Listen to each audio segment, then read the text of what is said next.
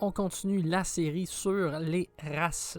Donc, on est rendu aux demi-elfes. Les demi-elfes sont une race très intéressante pour leur versatilité, versatility, qu'on dit en anglais.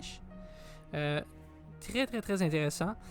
La société les voit comme étant très souvent humains, sont des fois plus ou moins difficiles à distinguer. On attribue souvent des belles personnes à penser à ce qu'il y ait du sang d'elfe parce qu'ils sont plus élancés, les traits sont plus fins. Ça peut être différent un petit peu qu'un humain standard. Bien sûr, les demi-elfes vont avoir une longévité plus longue que les humains normaux, mais plus courte que les elfes. Souvent, ils vont partager un peu des deux héritages dans leur culture et dans leur nom et leur vie de tous les jours. Donc, 2 points de charisme additionnels, puis 2 autres qu'on chante de notre choix à +1. Donc, c'est là où on va aller chercher justement le côté versatile du personnage. Puis, comme je disais, l'âge, on parle en moyenne jusqu'à 180 ans. C'est quand même vieux.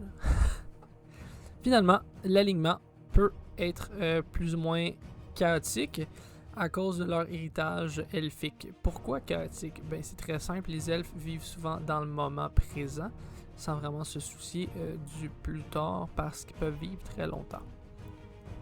Donc, à part de ça, les demi-elfes vont avoir une taille moyenne, déplacement 6 cases, vision nocturne 60 pieds, Fey Ancestry, donc ancêtre féerique, le don est toujours là.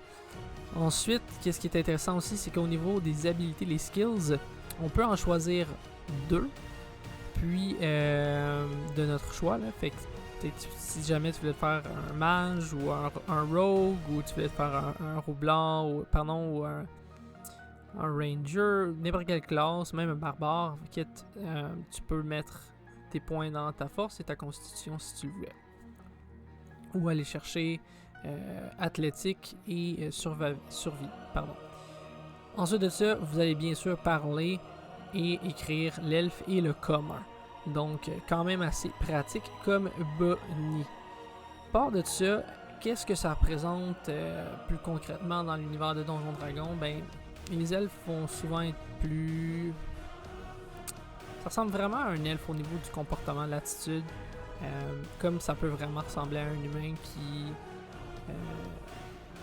a juste une apparence vraiment plus elfique. Fait que, c'est vraiment à ta discrétion. Est-ce que, côté roleplay, est-ce que vous voulez jouer plus comme un elfe? Est-ce que vous voulez jouer plus comme un humain? Est-ce que vous voulez faire un mélange des deux? C'est vraiment à votre discrétion. Il n'y a rien qui vous limite à ce niveau-là. Fait que les demi-elfes sont très intéressants à jouer, sont très faciles à jouer aussi au niveau du roleplay. Donc, si jamais c'est quelque chose qui vous intéresse, allez-y fort, c'est très agréable. Je vous souhaite une excellente fin de journée et aux prochaines vidéos.